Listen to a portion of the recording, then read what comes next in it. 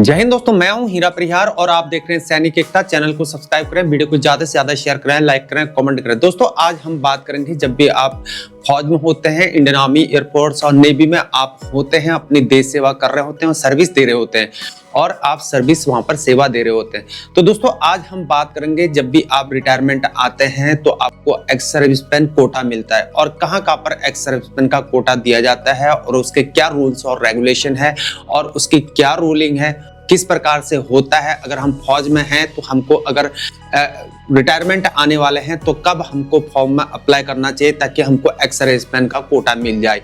तो इन बातों को समझने की कोशिश करेंगे। 5 साल से पहले आएगा तो क्या उसको एक्स सर्विसमैन का कोटा मिलेगा, क्या 5 साल में आएगा तो क्या उसको एक्स सर्विसमैन का कोटा मिलेगा, इन सभी चीजों को बात करेंगे। मैं बात कर रहा हूँ केवल और केवल आज सेफन की बात करेंगे, फिर बाद में जो मेडिकल कैटेगराइजेशन होती है उनको भी समझने के साथ में कोशिश करेंगे। दोस्तों बढ़ते हैं सीधे वीडियो की ओर। जो भी आपके क्वेश्चन होते हैं, इस प्रकार के क्वेश्चन बात करते हैं। यहाँ पर सबसे पहले एक्स सर्विसमैन की जो रिजर्वेशन होती है, जिनको रिलैक्सेशन मिलता है, उसको समझने की कोशिश करते हैं कि रिजर्वेशन ऑफ एक्स सर्विसमैन क्या है। द रिजर्वेशन एक्स सर्विसमैन जो कि गवर्नमेंट के द्वारा दी गई है, जो कि री एम्प्लॉयमेंट लेना होता है हमको, क्योंकि फौज में हर कोई ज्यादा सर्विस नहीं कर पाता है, कम सर्विस करता है, या तो प्रमोशन नहीं हो पाता तो वैसे ही घर आ जाएगा, या फौज में सर्विस बहुत ज्यादा टफ होती तो उसको घर आना पड़ता है, नहीं करने का मन करता है, डोमेस्टिक इश्यू हो जाती हैं, तो कई कारण हो सकते हैं, मन नहीं करता है किसी कारण से भी। अब बात करते हैं कि रूलिंग जो है इसकी 1979 के अनुसार जो है सिविल सर्विसेज पोस्ट में और ग्रुप सी में जो है PBOR rank, personal below officers rank को जो है ग्रुप सी में, ग्रुप सी और ग्रुप डी में अप्लाई कर सकते हैं। वहां पर उनको रिलैक्सेशन मिलता है, एक्स सर्विसमैन का कोटा यानी कि रिजर्वेशन मिलता है, ठीक है ना। ये और जो बाकी होता है असिस्टेंट कमांड, पैरामिलिट्री के अंतर असिस्टेंट कमांडेंट में ऑल पैरामिलिट्री फोर्सेस के अंतर्गत उनको रिलैक्सेशन मिलता है एक्स सर्विसमैन के कोटे पर, यानी कि पैरामिलिट्री फोर्सेस के अंदर वो असिस्टेंट कमांडेंट बन सकते हैं, ठीक है ना। लेकिन बाकी जो सिविल का रीएम्प्लॉयमेंट है उसमें ग्रुप सी और ग्रुप डी में वो अप्लाई कर सकते हैं। आप समझते हैं कि यहाँ पर percentage of reservation provided in the of ex serviceman, ex serviceman को कितना परसेंट का कोटा दिया गया है। सबसे पहले तो यहाँ पर 10% की जो वैकेंसीज होती है, जब भी कोई पोस्ट निकलती है उसमें 10% की वैकेंसी जो होती है उसमें एक्स सर्विसमैन की होती है। ये टोटल क्राइटेरिया होता है, ठीक है ना। और इसमें बहुत ही मतलब एक प्रकार का क्या बोलते हैं उसको, हिंदी का शब्द मेरे को नहीं आ रहा है और दिमाग में नहीं इंग्लिश का शब्द आ रहा है, तो मतलब जो आगे छोड़ो हटाओ। लेकिन यहाँ पर जो है 10% का कहीं पर नहीं होता, मेरे कहने का मतलब है। हमें होता है लेकिन दिखाया देता है, लेकिन होता नहीं। अगर आप उसकी गणित देखोगे तो हमें कहीं ना कहीं कोटे में हिसाब किताब गड़बड़ दिखता है। और जब भी 10% का अगर कोटा है तो क्या 10% फिल हो पा रहे, तो नहीं होते हैं। बात करते हैं सीधे ग्रुप सी की वैकेंसी, और ग्रुप सी में जो है यहाँ पर और including permanent vacancy filled initially on a temporary basis and temporary vacancy which are likely to remain permanent are likely to continue to made 3 months for before filled the direct recruitment in year reserved for ex servicemen। तो इस प्रकार से ex serviceman के लिए 10% का कोटा दिया जाता है मेरे दोस्तों, आपको समझना है। और बाकी फिर उसके बाद और भी आगे है एक्स सर्विसमैन का रिजर्वेशन को समझने के लिए, खास तौर पे जो वर्टिकल रिजर्वेशन होता है और हॉरिजॉन्टल रिजर्वेशन होता है उसको समझने की कोशिश करते हैं। Schedule caste, schedule tribe, OBC, और इसको भी एक्स सर्विसमैन की काफी सारे बंदों के रिजर्वेशन आते हैं, बहुत सारे बंदों के रिजर्वेशन आते हैं। सर ये फॉर्म भरना है तो इसमें क्या मेरे को ओबीसी के कोटे का मिलेगा या मैं जनरल कोटे में भर सकता हूँ, तो इस प्रकार का कंफ्यूजन हमेशा दिमाग में रहता है। अगर शेड्यूल कास्ट का है तो फिर किस प्रकार से शेड्यूल कास्ट में नहीं भरना चाहता, ठीक है ना। तो ये सब चीजें हमको कंफ्यूजन रहता है दिमाग के अंदर। तो इस प्रकार से आगे बढ़ते हैं। Schedule caste provided the percentage of reservation so specified for ex serviceman in a category post shall be increased और decreased in one recruitment year to extend to which the total number of vacancy reserve for ex serviceman. इस प्रकार से ex serviceman के लिए reserve की जाती हैं schedule cast and schedule tribe. अब बात आएगी शेड्यूल कास्ट और schedule tribe, including the carried forward reservation for scheduled caste and scheduled tribe and for any other category taken together, ठीक है ना। falls short in excess as the case may be of 50% of the vacancy in the category of post filled in that year। तो इस प्रकार से 50% की vacancy उनको divide किया जाएगा बोल रहा है, ठीक है ना।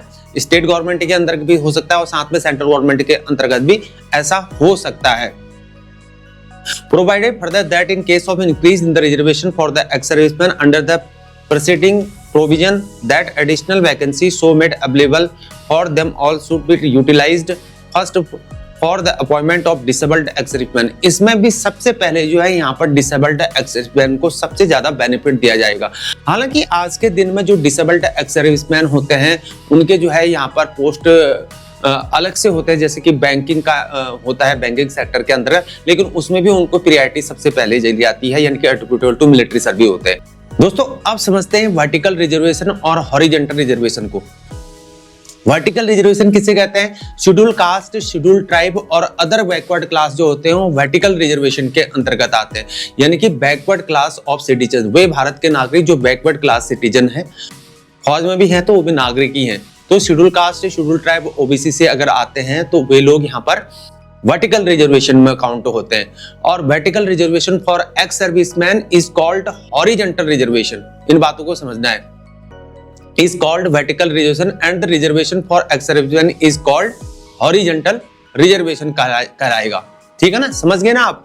Horizontal reservation cuts across the vertical reservation in what called interlocking reservation. यह इंटरलॉकिंग रिजर्वेशन होगा and person selected against the quota for the person with the disabilities have to be placed in appropriate category wise में होता है, यानी अर्थात SC, ST, OBC, general candidate. अब अलग अलग डिवाइडेशन हो गया, शेड्यूल कास्ट, शेड्यूल ट्राइब और अदर बैकवर्ड कास्ट और general candidate depending upon the category to which they belong in the roster meant for the reservation for scheduled caste, scheduled tribe or other backward classes.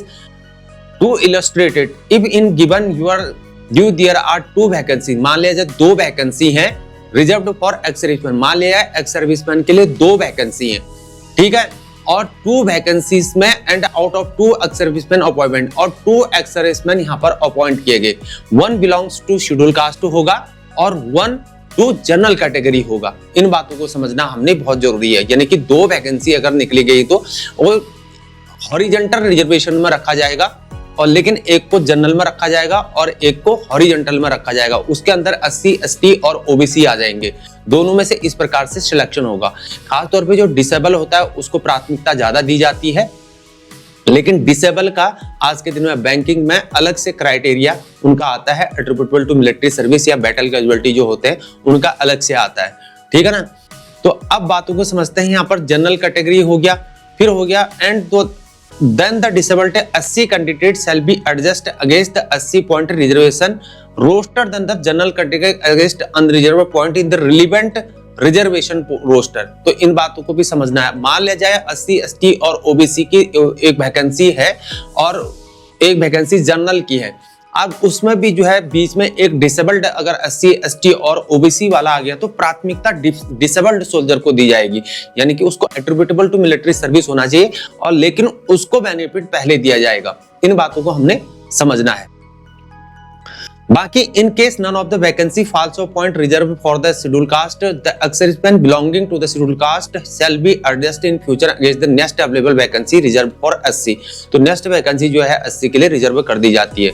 Since the ex serviceman have to be placed in the appropriate category schedule caste, schedule tribe और other backward classes OBC, general in the roster mean the reservation of scheduled caste, scheduled tribe or other backward classes, the application form the post of should require the candidate applying under the quota reserved for ex-servicemen to indicate whether they belong to SC, ST, OBC और general category.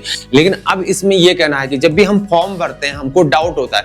अब कोई बोलेगा भैया मैं ex serviceman हूँ, ठीक है ना, एक्स सर्विसमैन हूं और जनरल कैटेगरी के अंतर्गत बहुत ज्यादा वैकेंसी है और एक्स सर्विसमैन के अंतर्गत कम वैकेंसी है। अब मैं बोला जनरल में भर लेता हूं, क्या मेरे को छूट मिलेगी? नहीं मिलेगी। एक्स सर्विसमैन प्लस जर्नल, अगर कोई जर्नल है तो एक्स सर्विसमैन प्लस जर्नल वो कहलाएगा, और अगर OBC, SC और ST से अगर वो पर्टेन करता है तो उसको वहां पर OBC, SC, ST और प्लस एक्स सर्विसमैन भरना पड़ेगा, तो उसको ज्यादा बेनिफिट मिलेगा और उसी को एक्स सर्विसमैन कहा जाएगा, यानी कि एक्स सर्विसमैन का बेनिफिट वो ले पाएगा। अब बात करते हैं what is the definition of ex serviceman. Ex serviceman की आखिर डेफिनेशन क्या है? The ex serviceman reemployment in central civil services post या state government rules 1979 as modified by the gazetted notification dated 27 October 1986 defines ex-serviceman as a person who has served in the rank whether as combatant or non-combatant in regular army, यानी कि regular army के अंदर या तो combat force के अंतर्गत है या नॉन कॉम्बैट के अंतर्गत है। तो वहां पर आर्मी, नेवी और एयरफोर्स की बात हो रही है ऑफ द इंडियन यूनियन, यानी कि भारत के अंदर। वो अब बात करते हैं कि एक्स सर्विसमैन होता है क्या। वो retired from such service after earning his earning और पेंशन। एक्स सर्विसमैन उसी को कहा जाएगा जो या तो रिटायर हुआ है कंप्लीशन ऑफ सर्विस करके या पेंशनेबल सर्विस करके वो रिटायर हुआ है।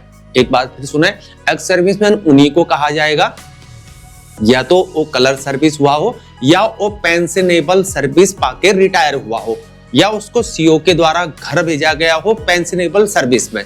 तो इन बातों को समझना बहुत जरूरी है। Who has been released from such service on medical ground। अब बात करते हैं कि एक्स सर्विसमैन किसको कहा जाएगा।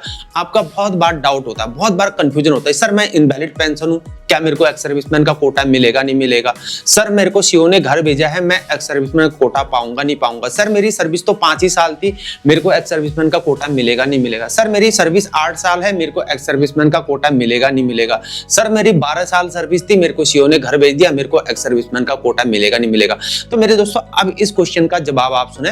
Who has been released from such service on medical ground। जिनको मेडिकल ग्राउंड में घर भेजा गया है, फिर सुने, जिनको मेडिकल ग्राउंड में घर भेजा गया है, attributable on ground attributable to military service, ठीक है ना, जिनको एट्रीब्यूटेबल के कारण उनको घर भेजा गया है और circumstances beyond his control and awarded medical, या तो उनको कोई मेडिकल बोर्ड मिल रहा है या ना उनको मेडिकल बोर्ड मिल रहा है, तो उनको भी एक्स सर्विसमैन कॉल होगा। ये जरूरी नहीं है कि एग्रावेटेड होना चाहिए, ठीक है ना।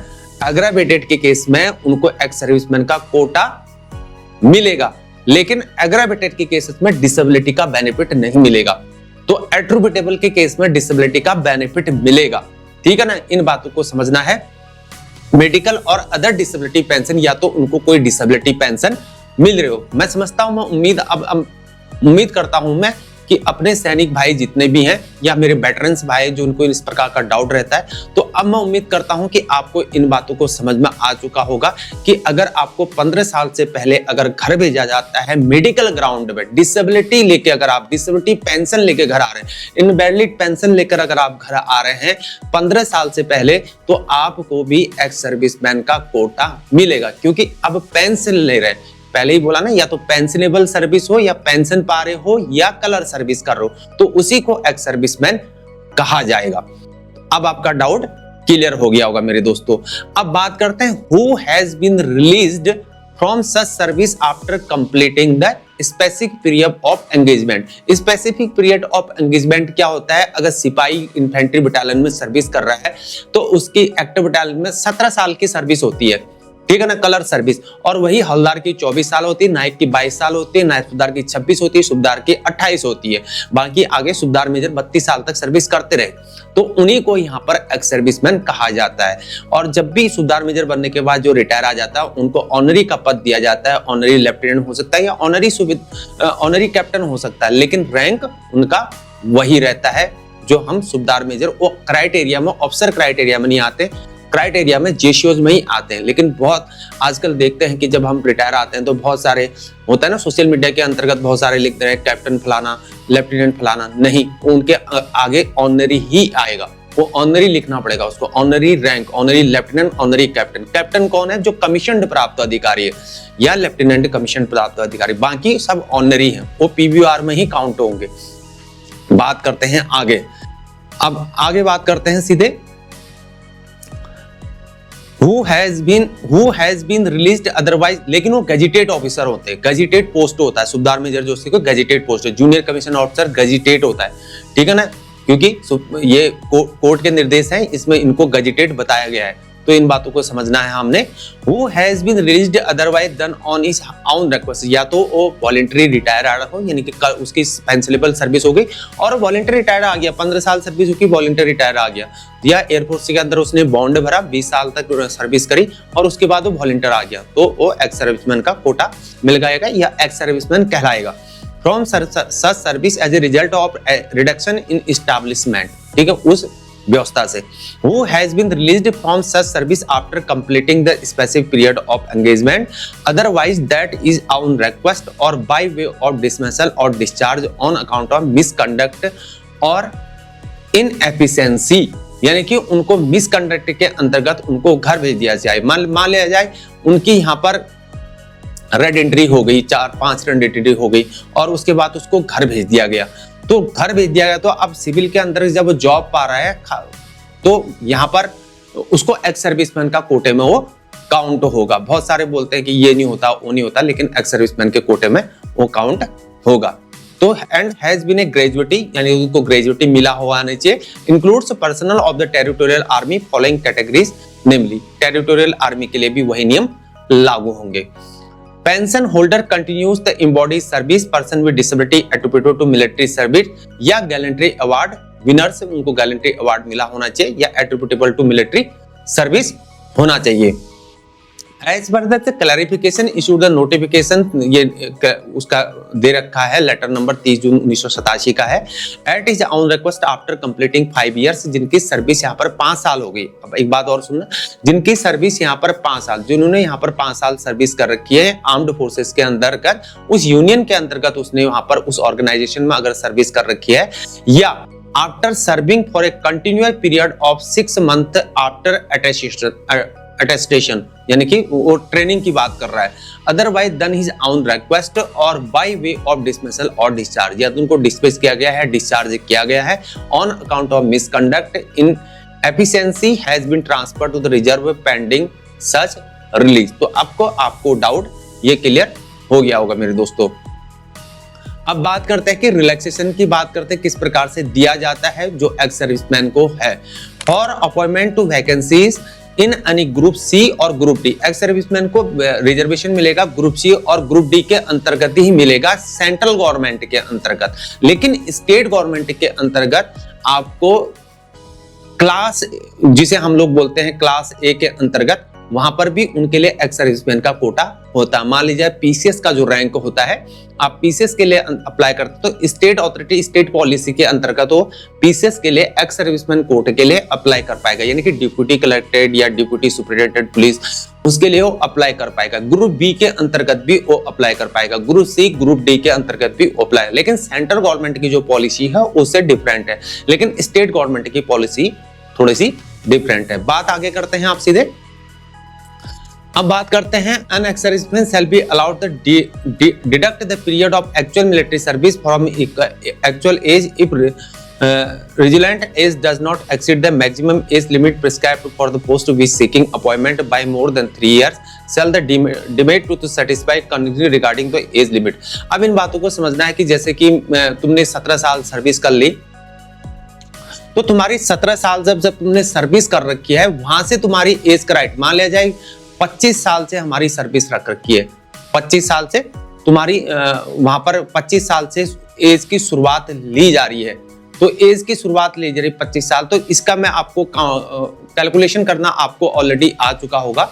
इन बातों को कई सारी आपने वीडियो देखी होंगी, फिर भी एक वीडियो नेक्स्ट में आपके लिए लेके आऊंगा किस प्रकार से आपने एज का कैलकुलेशन करना है। लेकिन कहीं कहीं पर क्या होता है कि आप जब भी अप्लाई करते हैं तो अधिकतम एज रखा जाता है, यानी कि 50 साल 45 साल 40 साल, इससे ज्यादा हम आगे एक्स सर्विसमैन के कोटे में नहीं लेंगे। तो कहीं कहीं पर ऐसे प्रिस्क्राइब किया जाता है या इस प्रकार के रिजर्वेशन दिए जाते हैं। मान लिया कोई किसी का पोस्ट आ रखा, कोई पोस्ट आ रखी, कोई वैकेंसी आ रखी, बोला हम 40 साल तक ही लेंगे, 40 साल तक लेंगे, मतलब 40 एक्चुअल एज है उसकी, एक्स सर्विसमैन की 40 एक्चुअल एज है। अगर 45 तक लेंगे तो एक्स सर्विसमैन की 45 एक्चुअल एज है, वहां पर 45 साल तक ही लेंगे। सिविल को 40 साल तक ले लेगा, एक्स सर्विसमैन को 45 साल तक लेगा। लेकिन अदर जो 3 इयर्स का रेंडेड टू 3 ईयर सर्विस है उसकी अलग से हो पाएगी। तो मेरे दोस्तों, the upper age limit shall be relaxed by the length of military service increased by the 3 years case of ex serviceman commissioned officer including ECO SSC for appointment to the vacancy group A and group B services post filled with the direct recruitment otherwise than on other result for the all India competitive exam held by the UPSC. तो UPSC के अंदर का जो officer classes हैं, जो short service commission है, उनको यहाँ पर एज के रिलैक्सेशन की बात भी हो रही है, ठीक है ना, एक्स सर्विसमैन कोटे के तहत। फॉर अपॉइंटमेंट टू, लेकिन एक्स सर्विसमैन की बात नहीं हो रही है यहाँ पर कि एक्स सर्विसमैन को उनको कोटा मिल जाएगा, नहीं, यहाँ पर एज की बात हो रही है। For appointment to any vacancy in, मतलब वहां पर एक्स सर्विसमैन का ऑफिसर्स के लिए यूपीएससी के अंतर्गत कोई पोस्ट नहीं आता है, ठीक है ना, लेकिन एज के रिलैक्सेशन की बात हो रही है। For appointment to any vacancy in group A and group B services post filled be directed recruitment on the result for all India competitive exam by the UPSC the ex serviceman and commissioned officer. Ex serviceman और commissioned officer दोनों के लिए है, including ECO और SSC SSC officer होते हैं, यानी कि शॉर्ट सर्विस कमीशन वाले होते हैं, वो have been rendered at least 5 year military service, तो उनको रेंडरेड 5 ईयर मिलिट्री सर्विस को बेनिफिट मिलता है। And have been released on completion of assignment including those who assignment is due to be completed within 1 year, ठीक है ना। अब लेकिन वहां पर एक्स सर्विसमैन का कोई भी कोटा नहीं आता है। The way the dismissal of discharge on account of misconduct और इनएफिशिएंसी, सेम वही रूल है। अब रिलैक्सेशन इन एजुकेशन क्वालिफिकेशन, क्या एजुकेशन क्वालिफिकेशन में क्या छूट मिलती है? तो एजुकेशन क्वालिफिकेशन का आपको पता है कि इंडियन आर्मी के अंतर्गत आज के दिन में ग्रेजुएशन सर्टिफिकेट दिया जाता है। तो पहले जमाने में जब हम थे फौज के अंतर्गत तो वहां पर हिंदी का सिस्टम चला, तो जो पढ़ा लिखा नहीं होता था उसको हिंदी कराते थे, और फिर उसके बाद जेसीओ जब बनता था उसको इंग्लिश कराते थे। तो इन बातों को समझना है। लेकिन फिर उसके बाद एक नया रूल आएगा कि आप भी जब फौज के अंतर्गत आते हैं तो ग्रेजुएशन सर्टिफिकेट जब भी आप रिटायर आए, हालांकि आपके पास ग्रेजुएशन, एक बात और मैं आपको समझाना चाहता हूं कि यहाँ पर बहुत सारे स्टेट गवर्नमेंट के अंतर्गत ऐसी पॉलिसीज आती हैं, मेरी बातों को आप ध्यान से सुनना, कहीं आप गलती न कर बैठो, कि मतलब स्टेट गवर्नमेंट के अंतर्गत बहुत सारी ऐसी वैकेंसीज आती, जब आप फॉर्म को फिलअप करते हो, फॉर्म फिलअप करते हैं तो आप सिविल से ऑलरेडी ग्रेजुएट होते हो, सिविल की आपके पास तमाम वो होती हैं, डिग्री होती है, आप बीए हो सकते हो, बीएससी, बीटेक, एमटेक, एमएससी, कुछ भी आपकी क्वालिफिकेशन है।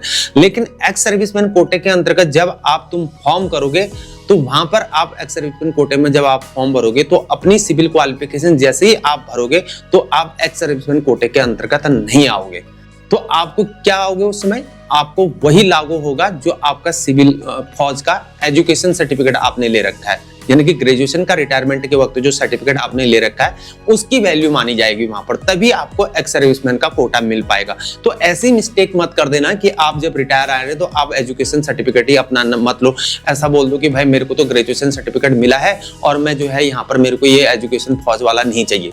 लेकिन जब आप रिटायरमेंट आएंगे, स्टेट गवर्नमेंट में आप अप्लाई करेंगे और उसके बाद पता लगा बाद में जो यार फॉर्म मेरा ले क्यों नहीं रहा फॉर्म मेरा ले एक्सेप्ट क्यों नहीं कर रहा फॉर्म, आप ऑनलाइन फॉर्म को भरते रहेंगे और वो एक्सेप्ट ही नहीं करेगा। और एक्सेप्ट तब करेगा जब वहां पर तुम या तो हाई स्कूल पास भर दोगे ग्रुप सी के लिए और अपने फौज का ग्रेजुएशन का सर्टिफिकेट दिखा दोगे तो तुरंत एक्सेप्ट कर लेगा। लेकिन आप सिविल की डिग्री दिखाओगे वहां पर, ग्रेजुएशन या एमटेक बीटेक किन्ने फन्ने खाओ क्यों हो तुम, लेकिन वहां पर तुम अगर सिविल का दिखा दोगे तो तुमको फिर एक्स सर्विसमैन का कोटा नहीं मिल पाएगा। तो इन बातों को भी आपने समझना है, इन बातों को ध्यान में रखना है, भूलना नहीं है। जब भी आप रिटायरमेंट होते हैं तो फौज का ग्रेजुएशन सर्टिफिकेट पक्का लेना है, ठीक है ना। हो सकता है कई बार ऐसा हो सकता है कि जिसके पास ग्रेजुएशन सर्टिफिकेट है बोले फौज बोले तुम्हारे पास तो सिविल का ग्रेजुएशन सर्टिफिकेट है और तुमको जो है ग्रेजुएशन सर्टिफिकेट नहीं मिलेगा। बहुतों के साथ ऐसा हादसा होता है और फिर वो घर आते हैं, रिटायरमेंट आते हैं, फिर चक्कर काटते हैं रिकॉर्ड के कि मेरे को भैया ग्रेजुएशन का सर्टिफिकेट नहीं मिला, मेरे को ग्रेजुएशन का सर्टिफिकेट दो, मैं अप्लाई कर रहा था और मेरा वहां पर फॉर्म एक्सेप्ट ही नहीं कर रहा है। तो इन बातों को समझना है, ठीक है। अब बात करते हैं यहाँ पर qualification prescribed is pass in the middle school education or any lower examination favor of ex-servicemen who have put in at least a 3-year service. Armed forces union head who are the otherwise considered fit and suitable for appointment to such post of the experience and other qualification. तो 10th पास है सभी के लिए group C के अंतर्गत इसमें। तो Group C post to filled by the direct recruitment party by the promotion or transfer where the minimum qualification technical qualification prescribed for appointment the direct recruitment। जो भी यहाँ पर रिक्रूटमेंट के अंतर्गत जब भी कोई सिविल के अंदर वैकेंसी आती है तो वहाँ पर जो है जो भी वहाँ पर मांगे गए हैं, जो भी क्वालिफिकेशन मांगे गए हैं उन क्वालिफिकेशन को परिपूर्ण होना जरूरी है। भले ही आप एक्स सर्विसमैन क्यों ना हो लेकिन आपको उनके क्वालिफिकेशन होनी चाहिए। जैसे बोला कि आपको 1 साल का कंप्यूटर डिप्लोमा होना चाहिए या एमसीए होना चाहिए, पीजीडीसीए होना चाहिए, या डोएक का ए लेवल सर्टिफिकेट होना चाहिए या डोएक का ओ लेवल सर्टिफिकेट होना चाहिए। तो ये सारे आते हैं। डोएक का फॉर्म भरने के लिए आपको ऑनलाइन एग्जाम देना पड़ता है और फिर उसके बाद एग्जाम होता है। इन बातों को समझना है आपने, और डोएक का आप सर्टिफिकेट प्राप्त कर सकते हैं।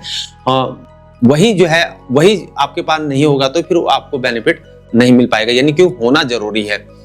Ex serviceman shall be deemed to satisfy the prescribed education और टेक्निकल क्वालिफिकेशन इफ ही, उसके पास कोई टेक्निकल क्वालिफिकेशन है तो वो वहां पर सिविल में अगर मांगा गया तो वो लागू होगा। जैसे कि मान लिया जाए जो हमारे फौज के अंतर्गत होते हैं, ईएमई के अंतर्गत होते हैं, खासतौर पे जो मान लिया व्हीकल मैकेनिक है या अदर उनके टेलीकॉम वाले हैं, अदर टेक्निकल डिपार्टमेंट के हैं, तो वहां पर ये सिग्नल के अंतर्गत है, ऑपरेटर है, टेलीकॉम ऑपरेटर है, रेडियो ऑपरेटर है, ये तमाम तरह के जो ऑपरेटर होते हैं वहां पर जो है कंप्यूटर के होते हैं, कंप्यूटर का आपने पढ़ाई की होती है तो वहां पर जो है ये सारे के आपको डिप्लोमा मिलते हैं। यानी कि डिप्लोमा जब मिलता है AICTE से अप्रूव्ड होता है वो डिप्लोमा, ठीक है ना, तो वो डिप्लोमा आपका सिविल में मान्य होता है, चाहे वो एयरफोर्स के हों, चाहे नेवी के हों, चाहे वो आर्मी के हों। तीनों के जो है एक्स ग्रुप के जो डिप्लोमा होते हैं AICTE से अप्रूव्ड होते हैं और वो सिविल के अंतर्गत मान्य होते हैं, वो चलते हैं प्रॉपर, ठीक है ना।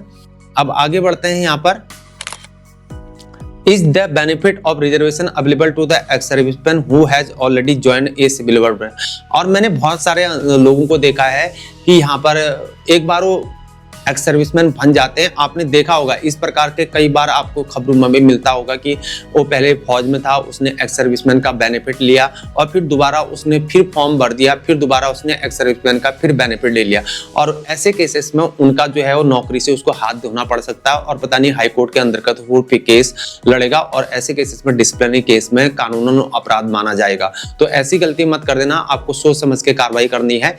तो लेकिन जब भी आप सिविल में आके जब आपकी नौकरी लग जाती है तो नौकरी लग जाती है, बाय चांस तुमने 1 फॉर्म भरा, 2 फॉर्म भरे, 3 फॉर्म भरे, अब लेकिन पहला फॉर्म में तुमने ग्रुप बी के लिए अप्लाई कर दिया, स्टेट गवर्नमेंट के लिए ग्रुप बी के लिए अप्लाई कर दिया, ठीक है ना, और आपने वही जो है आपने सिविल का फिर दूसरा सेंट्रल गवर्नमेंट का फॉर्म भरा, आपने ग्रुप सी के लिए वहां अप्लाई किया, एक में आपने ग्रुप बी वहां तुम्हारा वहां सिलेक्शन हो रखा है और ग्रुप सी का तुम्हारा वहां पर सिलेक्शन हो गया SSC के अंतर्गत, तो वहां पर लेकिन अब आपको ग्रुप बी सिलेक्शन करना है तो ग्रुप बी में आप वहां छोड़ के वहां आप ज्वाइन कर सकते हो। तो ऐसा हो सकता है, यानी कि आपने वहां छोड़ के वहां करना, क्योंकि वो पहले था, उसका फॉर्म पहले आया था, जिसका पहले आएगा वहां आप जा सकते हो, ठीक है ना। इन बातों को आपने समझना है। और वैसे ही है SSC के अंतर्गत बाय चांस तुमने भरा, वहां पर इनकम टैक्स ऑफिसर के लिए आपका सिलेक्शन हो गया और आपने स्टेट गवर्नमेंट में पुलिस के लिए भरा, पुलिस के सिपाही के लिए, पुलिस के सिपाही में आपका सिलेक्शन हो गया। अब आप ITI में जाना चाहते हो इनकम टैक्स इंस्पेक्टर में, तो आपका जो है पहले आपने वहां फॉर्म भरा होना चाहिए, बाद में उधर वहां भरा होना चाहिए, तब तुम पहले वाले को आप वहां सिलेक्शन ले सकते हो, उसको छोड़ सकते हो। तो इन बातों को भी आपने समझना है। तो ex serviceman for securing another employment higher grade or cadre in group C D under the central government, however such candidate will not be eligible for the benefit of reservation for ex serviceman in central government job। तो higher के job के लिए वो भी applicable नहीं है, लेकिन state government के लिए वो एप्लीकेबल है। और नेक्स्ट वीडियो आपके लिए लेके आएंगे कि स्टेट गवर्नमेंट के लिए आपको कौन कौन सी बेनिफिट मिलते हैं। Can a vacancy reserved for ex-serviceman filled by the general candidate? No vacancy reserved for ex-serviceman in a post to the field otherwise than one on the result of open competitive examination shall be filled by the appointing authority by a general candidate until the unless the said authority। लेकिन जब भी आप form भरते हैं तो जो exam होते हैं, ऐसा नहीं कि एक्स सर्विसमैन के लिए अलग से क्वेश्चन पेपर आएगा, उनके लिए अलग से आएगा, क्वेश्चन पेपर दोनों के सेम होंगे, ठीक है ना। और एक्स सर्विसमैन की जो मेरिट बनेगी वो पूरे एक्स सर्विसमैन के एक साथ लेकर बनेगी, ठीक है। और जितनी वैकेंसी होगी और जितने ज्यादा मार्क्स पाए होंगे उसका ज्यादा सिलेक्शन हो पाएगा। As obtained non-ability certificate for the employment exchange where a requisition in place to employment excision। और जब भी आप फौज के अंतर्गत होते हैं, जब आप रिटायरमेंट का फॉर्म भर रहे होते हैं, इन बातों को समझना आपने। जब भी आप रिटायरमेंट का फॉर्म नहीं, माफ करना, जब रिटायरमेंट के जब डॉक्यूमेंट आपके जाने वाले होते हैं तो आप ये देखना कि जब आपका RO आ जाता है, रिटायरमेंट ऑर्डर आ जाता है, तो जब भी आप रिटायरमेंट होने वाले होते हैं तो 18 महीने पहले रिटायरमेंट ऑर्डर आ जाता है, आपका RO आ जाता है। तो RO जब आ जाता है तो आप नो ऑब्जेक्शन सर्टिफिकेट लेने का ले अप्लाई आप कर सकते हो, यानी कि कंपनी कमांडर के थ्रू सीओ को लेटर भेज के आप नो ऑब्जेक्शन सर्टिफिकेट आपका अनओसी आप ले सकते हो, और आपको कमांडिंग ऑफिसर अनओसी देगा। कब देगा? जब आपने फॉर्म आपने आपको बताया कि अनओसी चाहिए होती तो आप अनओसी उस समय मांग सकते हो। तो इन बातों को आपने समझना है। और नंबर दूसरा, एक बात ये है कि जब फौज में होते हैं, जब आप पेंशन डॉक्यूमेंट बनाते तो एक होता है एम्प्लॉयमेंट इंडेक्स कार्ड होता है। आपने देखा होगा एम्प्लॉयमेंट इंडेक्स कार्ड होता है ना, आपने जब भरते हैं पेंशन डॉक्यूमेंट में तो वहां पर आप कौन कौन सी नौकरी करना चाहते हैं अपनी प्रियोरिटी देते हैं। भले ही सिविल के अंदर नौकरी लगे नहीं लगे, लेकिन खाली वो होता है, खाली ऐसे ही करना होता हो। लेकिन एम्प्लॉयमेंट इंडेक्स कार्ड को पेंशन डॉक्यूमेंट के साथ भेजा जाता है, लेकिन उसका रूलिंग ये है कि एम्प्लॉयमेंट इंडेक्स कार्ड को पेंशन डॉक्यूमेंट से पहले भेजा जाना चाहिए, क्योंकि एम्प्लॉयमेंट इंडेक्स कार्ड जब पहले जाएगा रिकॉर्ड में तो वहां पर उसका एम्प्लॉयमेंट का रजिस्ट्रेशन नंबर आपको मिल पाएगा, यानी कि रिटायरमेंट जाने से पहले आपको एम्प्लॉयमेंट इंडेक्स कार्ड की एक कॉपी आपको रिकॉर्ड से मिल पाएगी। तो लेकिन पलटन के अंदर जो है यूनिट के अंतर्गत एम्प्लॉयमेंट इंडेक्स कार्ड को पहले नहीं भेजा जाता है, एक ही साथ भेजते हैं, लेकिन रूलिंग में जो है पहले भेज देना चाहिए ताकि जवान को उसका registration number employment index card का मिल पाए। तो इन बातों को भी आपने समझना है। हालांकि जब रिटायरमेंट आते हैं तो आपको कोई जरूरत नहीं है कि एम्प्लॉयमेंट ऑफिस जाना है, आप सिर्फ आपने वहां पर जाना है जहाँ पर जिला सैनिक बोर्ड होता है, सोल्जर बोर्ड होता है, वहीं पर जो है आपका आइडेंटिटी कार्ड बनेगा और वहीं पर आपका डिस्चार्ज बुक बनेगा, और डिस्चार्ज बुक में मेंशन कर दिया जाएगा कि आप एक्स सर्विसमैन हो, और आपका एक नंबर दे दिया जाएगा। जब भी आप फॉर्म भरोगे तो वही नंबर आपका मान्य होगा, और उस नंबर को भी वैलिडिटी होती है। जब उसकी डेट खत्म हो जाती है तो दोबारा सोल्जर बोर्ड जाके उसको रिन्यू कराना पड़ता है। तो इन बातों को भी आपने समझना है। अब has obtained approval of the central government in case of the number of post reserved for ex serviceman is not filled by the candidate who are ex serviceman, the number of the post not so filled can be added to the number post filling the share of ex serviceman in the next year, however addition will be subject to the adjustment. तो मेरे दोस्तों ऐसा कुछ भी नहीं है, नीचे कोई इंपॉर्टेंट नहीं है, फिर भी ये बताया गया है कि the government and also subject to the upper selling and 50% of the total vacancies being reserved। तो ऐसा कोई दूसरा इंपॉर्टेंट नहीं है। लेकिन दोस्तों मैं उम्मीद करता हूं कि आपके सारे डाउट क्लियर हो गए। फिर भी अगर आपका कोई डाउट रहता है, दिमाग के अंदर कोई डाउट रहता है, तो डाउट को, संशय को दूर करना बहुत जरूरी है। कमेंट बॉक्स में आप पिन कर सकते हैं, हर कमेंट का आपका रिप्लाई दिया जाएगा। और साथ ही मैं वीडियो में अब अपना फोन नंबर भी दे दिया करूंगा, या टेलीग्राम अपना अकाउंट बना के आपको टेलीग्राम के माध्यम से इन चीजों को बताने या लेटर उसमें फॉरवर्ड कर दिया करूंगा, क्योंकि यूट्यूब की जो पॉलिसी होती है आप उसमें डाल नहीं सकते हैं, या ड्राइव में डाल सकते हैं, और ड्राइव में बहुत ज्यादा भर जाता है।